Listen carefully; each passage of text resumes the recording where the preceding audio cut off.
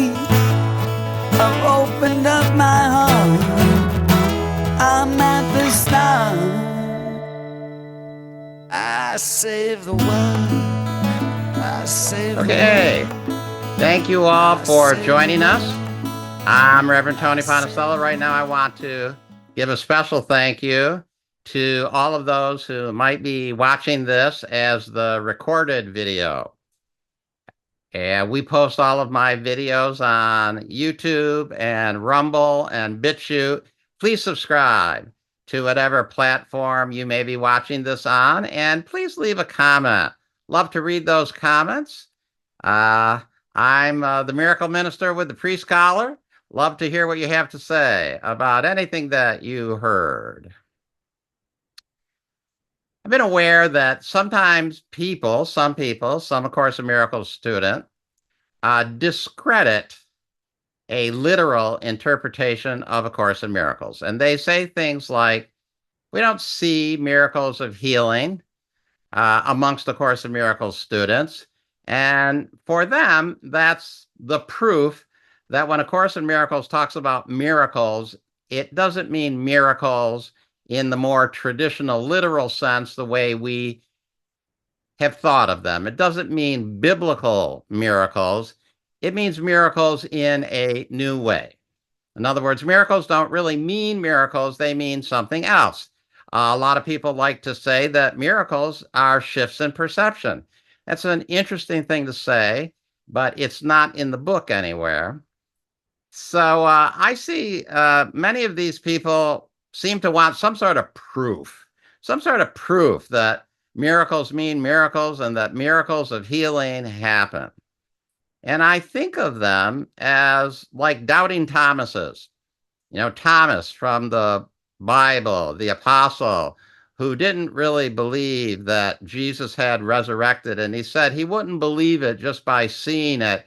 He would have to place his hands on the nail holes in Jesus's hands and on the sword wound in his side. It would be only then that he would really believe that whomever this was in front of them was actually Jesus. So we call that Thomas doubting Thomas because he doubted the resurrection. So the doubting Thomases in the A Course in Miracles movement are those people who say miracles don't really mean miracles. They mean something else. They mean shifts in perception or whatever.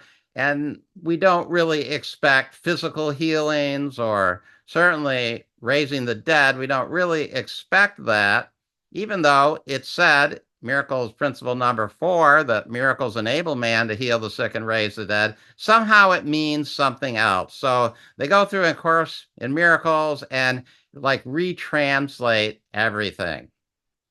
What I have seen about these people is that usually no amount of evidence that you give them will change their mind. And that's echoed in a teaching from A Course in Miracles. It says, no evidence will convince you of the truth of what you do not want. So that's what's really going on. These people don't want miracles to mean miracles. And it doesn't matter what you show them and what you tell them about. They'll say things like, well, that person would have gotten well anyway. Yeah, that's not really a miracle. Somehow, nothing that you tell them really will satisfy them. And I'm okay with that. And I actually see that as the way that things are. And it's okay. I don't need to convince anybody of anything. Demonstrable miracles are actually debunked very early on in the text. And this was in the reading that Reverend Elaine read. It's miracle principle number 10, which means it's on the first page. It says the use of miracles as spectacles to induce belief is wrong, or better, is a misunderstanding of their purpose. They are really used for and by believers. So there's a couple of very interesting ideas here. First of all, Jesus says that trying to use miracles to convince people of the efficacy of the teaching is wrong. Now, then he corrects the word wrong and he says, or better, a misunderstanding. So it's wrong. It's a misunderstanding, but sometimes I like to just sit with the first word that he chose to tell Helen. It's wrong. It's a mistake. We shouldn't be using miracles to convince people that something indeed is true. And then he gives us another interesting teaching, and I've rarely seen this one focused on. It says that miracles are really used for and by believers. So it's miracles are for people who already believe in them. In other words, the people who already believe in them are open to them. And in those moments, those people who have a little more connection or faith supply that lack to those people who are in need, but they all exist in this milieu of believers. So miracles are used for and by believers. So that's a very interesting thing that I've just focused in on recently. So, as I said, it's wrong to try to convince people of the truth and validity of A Course in Miracles by demonstrating miracles to them, and it's just not productive. What I found is, as I said, it usually doesn't work. But witnessed miracles are great things for the believers because the believers then just celebrate them and rejoice in them. And I've talked about that on and off, and that's still a really important thing for me, just getting into that energy of rejoicing, getting into that energy of celebrating. And this is talked about in the teacher's manual. It says, for those already willing to change their minds, hence they would be believers, he, the teacher of God, has no function except to rejoice with them, for they have become teachers of God with him. So the believers, when they see miracles, they're not doing them or seeing them as something that they need to convince themselves of the efficacy of the teaching. They just rejoice. They just celebrate them. I rejoice by saying, woohoo. Those who know me know that that's one of my favorite little sayings. I just like to say woohoo a lot every time something great's going on because I'm rejoicing. Course of Miracles says, why are you not rejoicing? You are free of pain and sickness, misery and loss, and all the effects of hatred and attack. So I don't want anybody ever to be able to ask me why I am not rejoicing because I intend to be rejoicing as often as I can. And I do. And I say woohoo as often as I can because I'm rejoicing. And A Course in Miracles tells us that's what we want to do. And that's what miracles should inspire in us. Celebration, happy, joy, rejoicing. So, let's hear it for rejoicing. So, as many of you know, we have a healing team. I think there's 52 or 53 members on our healing team right now. And, the healing team's been functioning for about 7 years now, and it's maturing and broadening and establishing a deeper foundation and a deeper connection to the ability and to the accomplishment. And so one of the things we like to do in the healing team is when we get feedback from some of the people that we have been praying for, we share the feedback and we share it just to celebrate, to be able to say, woohoo. So, what does that look like? So I thought I'd give an example of what that looks like. So we were praying for somebody, and the way that it was worded on our healing team, and I ran through a number of those things when we were doing the healing, is we were praying for, I've changed the name here. This isn't the name that was on the list. The appearance of Jeffrey needing to find gainful employment so he can support himself and the animals he cares for.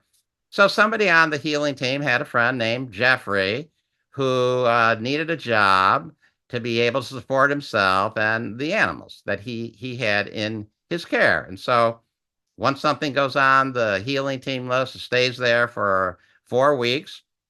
And then eventually, this person who put Jeffrey, her friend, on the healing team, sent us a little message, says, Jeffrey got a job.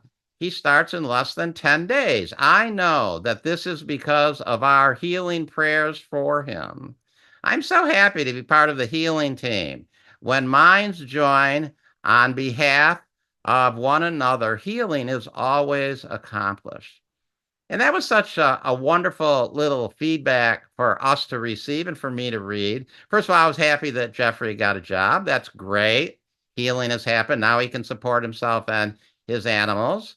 But I was also really happy and celebrating and certainly willing to say, woohoo, that this member of the healing team was expressing their gratitude for being on the team and realizing that participating in the discipline, A Course in Miracles, in this manner, really being an active healer, was so meaningful for her.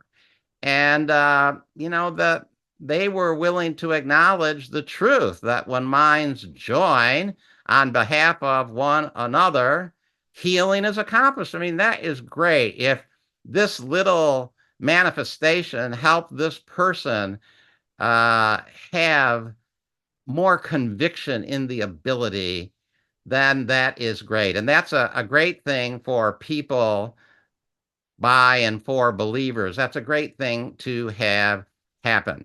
Now, the doubting Thomases will say, well, Jeffrey would have gotten a job anyway. This isn't a miracle. And to that, I just say, woohoo! I don't have to go there. Albert Einstein is quoted as saying, there are two ways to live life. One is that nothing is a miracle, and the other is that everything is a miracle. So I choose the latter. I'm going to see it all as miracles. I'm not going to explain some away with something like Jeffrey would have gotten the job anyway.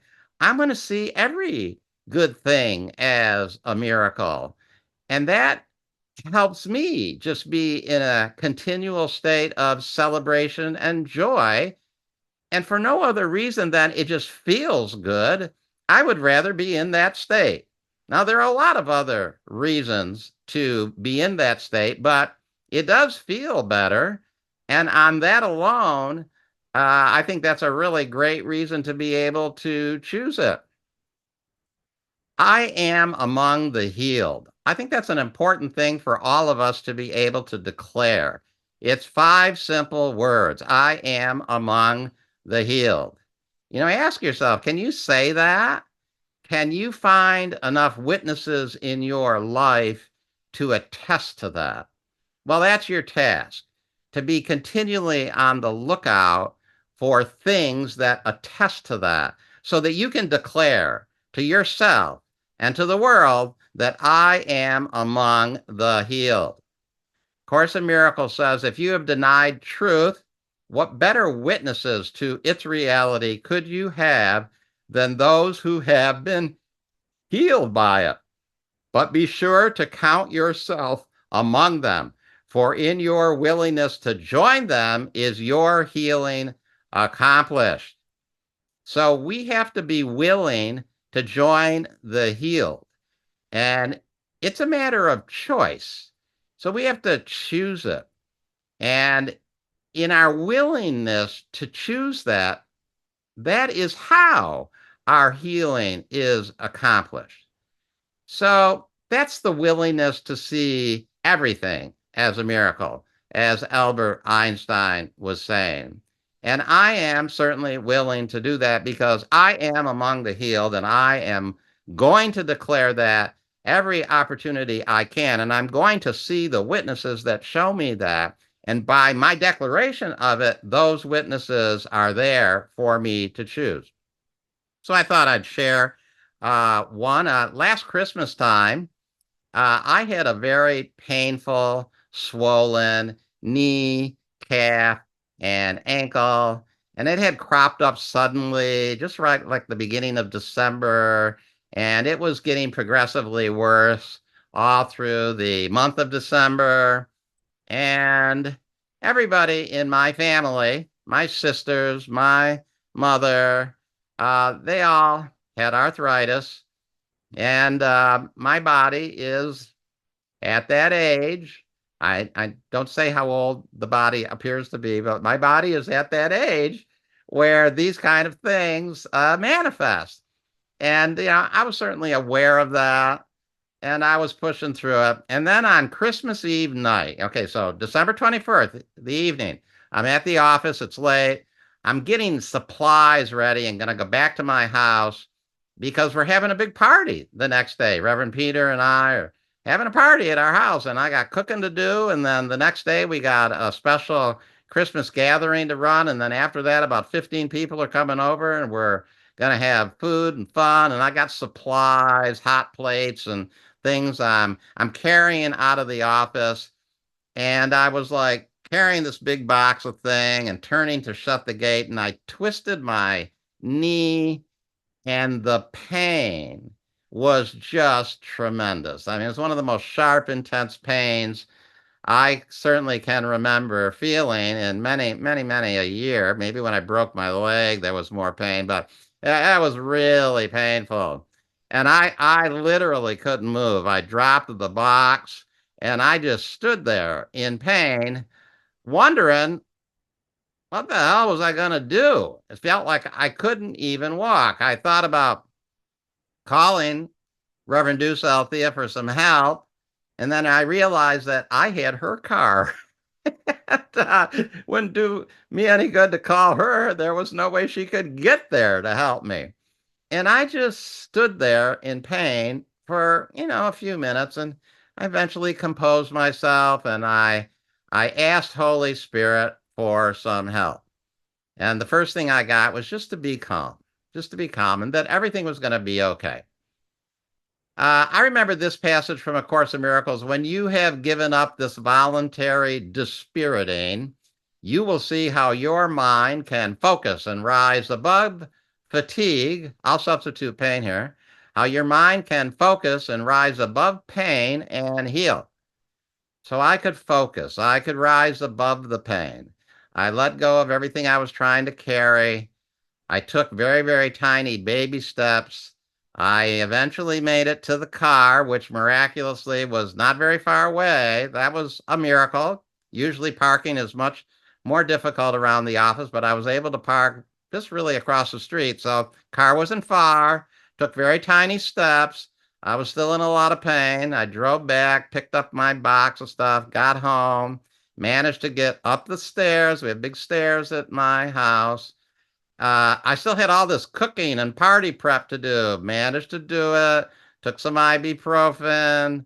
Wrapped my knee in an ace bandage. It was challenging, but I rose above it and healed. And we had a great event, a great party, and I was limping, and that was the way it was going on. But over the next couple of weeks, I looked into all kinds of alternative things. I rubbed it with castor oil. I rubbed it with arnica. I got several different knee braces. I eventually settled on a pretty big one. Um, I put lidocaine patches on it. I walked with a cane for about a week and a half. Remember walking down the street with a cane thinking, it's come to this. I'm walking with a cane.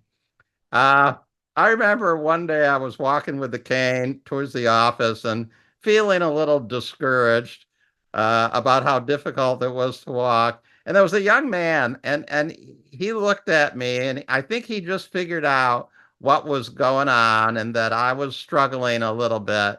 And he just looked at me and he gave me some encouragement. He goes, "You're doing good." And I just thought, what an angel just to be able to give me those few words of encouragement. I just thanked him and kept walking on. I would hold my knee. I would channel light into my knee. I put me and my knee on the prayer healing list. It read, Reverend Tony, the appearance of a swollen right knee and calf that is painful when he walks more than a few steps. And over the course of the next weeks, months, gradually my knee got better. And then after about a couple of months, all of a sudden a new twist, my kneecap started bulging out.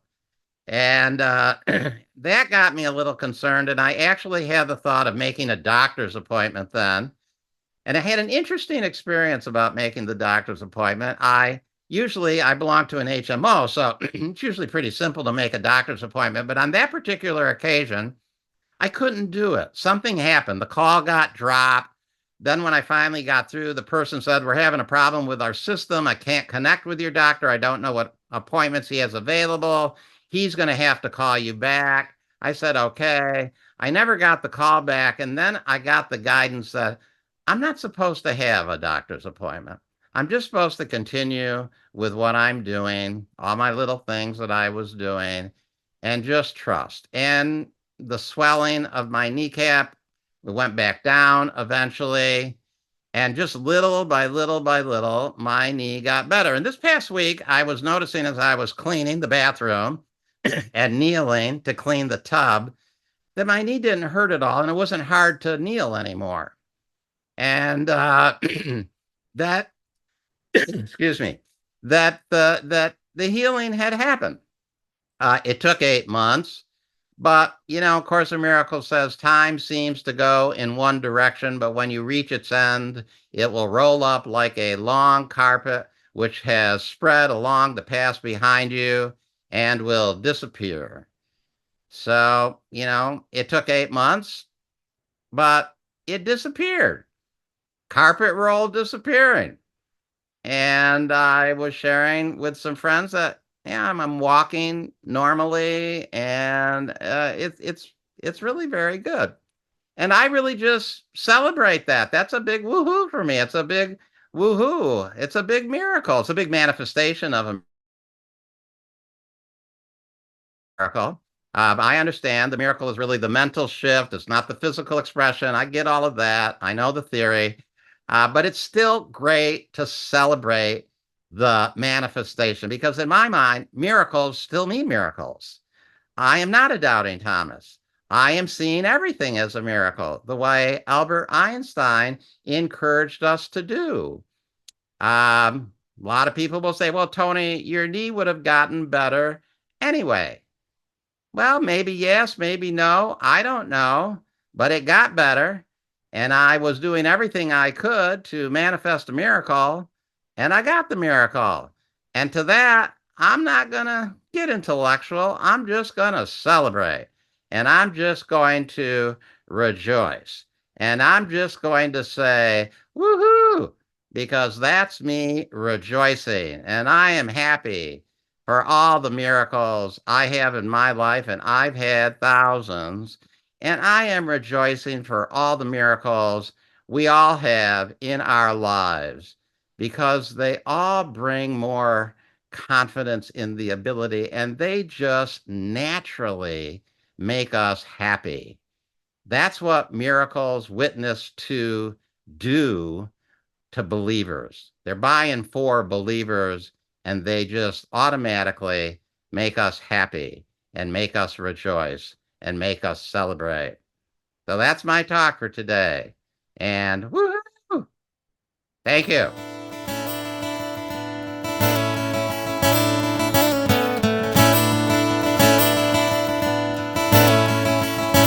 Woke up my eyes to see, woke up my head to beat, woke up my heart to be free, woke up our world, you and me. I've opened up my heart, I'm at the start. I save the world, I save the world, I save the world, I save